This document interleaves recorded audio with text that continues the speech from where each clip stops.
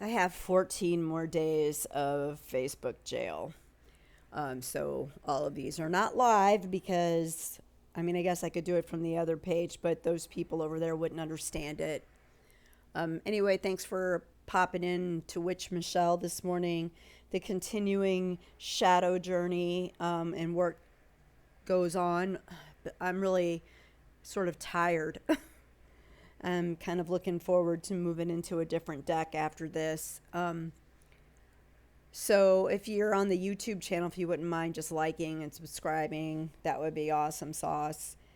Uh, this morning, before I pulled my card, I had a discussion with my friend, and we were talking about why I always end up pulling, well, not always, but a lot of the time, pull the magician card. And right now for this year, the magician card is going to be my significator card because it's always coming up in readings for me. And she's telling me, I don't think you understand your own power. She said, I know you know that when you do magic, when you're angry, that it works. You're very confident with that, but you're not confident with it in any other way. And why do you think that is? And I said, well, because I'm not very creative. And I've always felt that I don't have a creative gene, that I'm just not that person. I can't paint, I can't draw, I can't really sing, I can't really dance, I can't write poetry. I'd love to do stand up comedy, but I don't have the confidence for that, and I don't have the discipline. There's so many things, that I just don't find. I don't think that I just don't think that I have very many creative skills. And I'm not saying this because I want people to blow sunshine up my ass. This is just who I am and where I'm at. This will probably change as I go along in my work with myself, but you know. So, peace in the darkness is the theme for the week. And so I asked the deck this morning, after this talk with my friend, how do I get peace in the darkness? And I pulled the Healer of Cups, which is healing the inner child, which I have gotten before. And this was actually one card that was a focus of the week early on in this journey. And this would be the Queen of Cups in traditional tarot deck, which, is somebody who's in touch with her emotions, holds that cup. It's the Ace of Cups, and there's the cup. The cup is the one cup, and it's overflowing with love and joy and all of the good emotions that come with it. The Queen of Cups sits on a rock with a with her throne, and the sea is torrential around her, but she is at peace with her emotions. And this card is different as it's telling you to heal the inner child. And throughout this work, I knew that this is what I was working on, fixing things inside of me that were broken as a little kid. And one of the things, if I can find it real quick, in the book that came out was, I think this is the one. One of the many feelings that cause, and this is kind of like pertinent to what happened when I was talking to my friend. One of the many feelings that calls for healing in the inner child is anger. Is that? Nope, that's not it. It's over here. So much of the healing journey revolves around coming into relationship with the wounded child and reparenting him or her. This will take an investment in time and energy. We must learn to listen to the feelings of the child and respond in caring ways. Since we tend to respond to the child in us like our caretakers once did, part of that healing may involve developing the qualities of a nurturing parent. The benefit of this work is not just that it clears the reservoir of old feelings, but that it cultivates a true intimacy and tenderness with ourselves. It also says, when we drain the swamp of repressed and congested feelings, what we're left with, and this is the important part, is an inner child who brings the gifts of wonder, joy, and spontaneity, play, and increased creativity into our lives. Hello? So I journaled today about this card and how I feel about what's going on. I waffle a lot in some of the steps that I've taken to become my own person and to restore the boundaries that people had crossed. And let me just say that through this journey, I have learned that people treat you exactly the way you teach them how to treat you. Whatever you allow in your life is how people are going to treat you. It's your responsibility to teach people what they can do and what they cannot do, how they can talk to you and how they cannot talk to you. It's hard when you've been emotionally abused and seen a lot of really bad shit in your life, and you are clingy towards anybody that you love and care about, because when someone does something that hurts your feelings and you're this fucked up mess that needs that love because you didn't get it properly as a child, because my parents loved me, no doubt about it, but they were fucked up. We're all fucked up, but they were particularly fucked up because they added substance abuse to that shit and laid a lot of crap on me to help as a kid that I was not ready to deal with.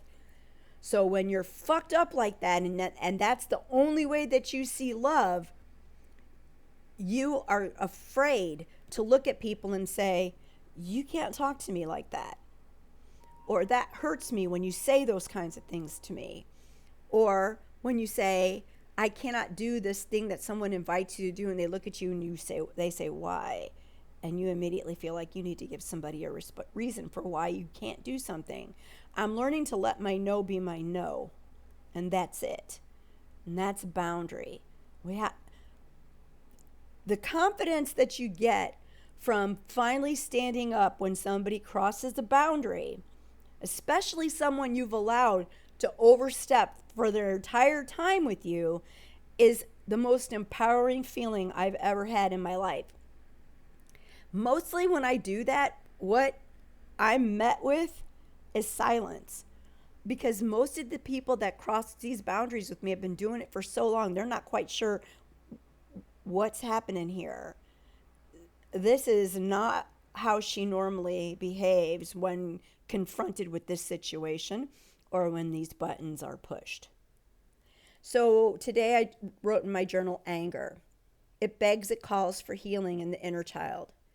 Anger about things that weren't right in the past, about what wasn't there, about ways I was discounted, ignored, and abused. That anger can sometimes turn into rage or resentment. So the reason I'm doing the journey and work with anger in a more skillful way is to feel alive, empowered, confident, to set those boundaries. And then I put in there, I'm treated the way I taught people to treat me. Anger is fine. And when repressed, anger is fire. And when repressed, turns into depression. So when you don't say what you need to say, when someone crosses a boundary with you, that's where our depression comes from. That's where our hopelessness and our self-worth or lack of self-worth comes from, where we feel like we don't deserve any respect because we hold back, because we're so afraid that if we say something to the person that's crossing the boundary or treating us like shit, they're going to leave us. And this is really hard for me to say because it still scares the shit out of me. But if you look at somebody, or I look at somebody, and they're doing something to me that is incredibly selfish, mean, and flat out treating me like dog shit, and I'm going to go right back to that same shit that my cousin pulled with me, I am at a genius IQ level. You don't know anything. You need to stop talking. You need to sit down. You need to shut up. You talk too loud. You dress wrong, and you hold all that shit inside of you for so long. One day, it comes spilling out, and it takes casualties with it, yourself included.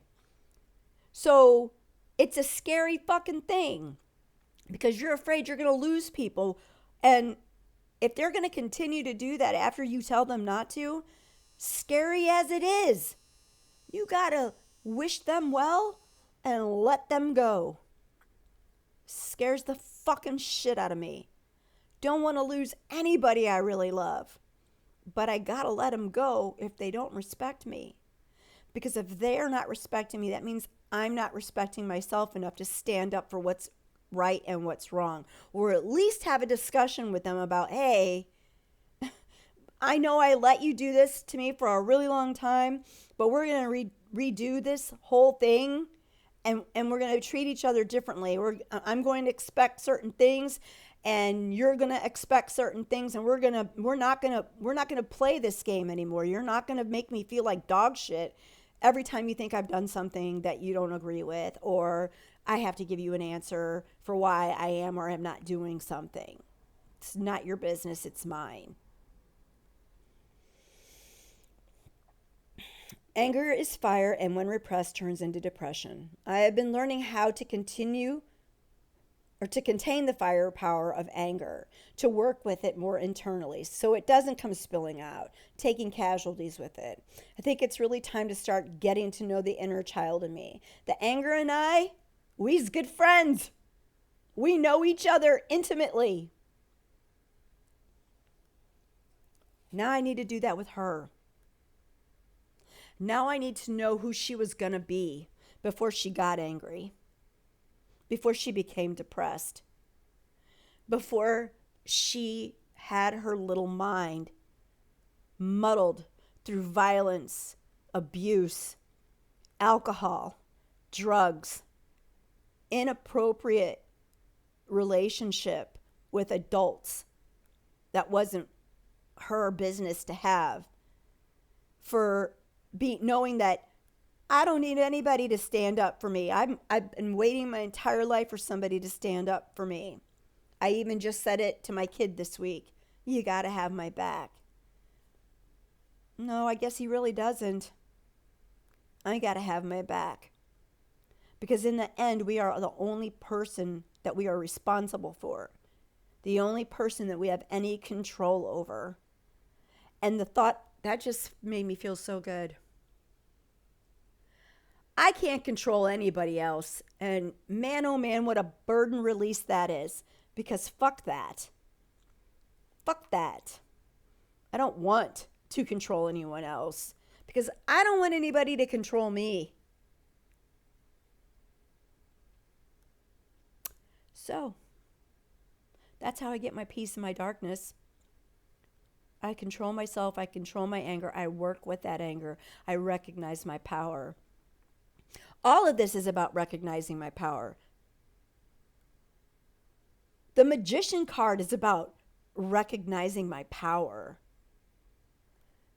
All of this is knowing that I can do it all by myself, that I have everything that I need inside of me to take care of my own business. That's the Magician card. Get a hold of your own power. Learn to make friends with that rage and contain it. You wouldn't just burn a fire anywhere in the middle of your living room, because that would damage everything around you. So learn how to contain whatever it is inside of you that you need to contain and work with it in a really productive way. The first time that I went and took a boundary back, I was fucking pissed off. But no one would have known that by the way I spoke and what I asked for and what I needed and what I got. Thought it was going to be hard. I was terrified. I was mad. But I said what I needed to say. The other person heard what I said. They understood. We both came to common ground and made an agreement, and we moved forward. I didn't lose them. It's a game of give and take and push and shove. And you can stop the pushing and shoving and just make it give and take. Have a good Friday.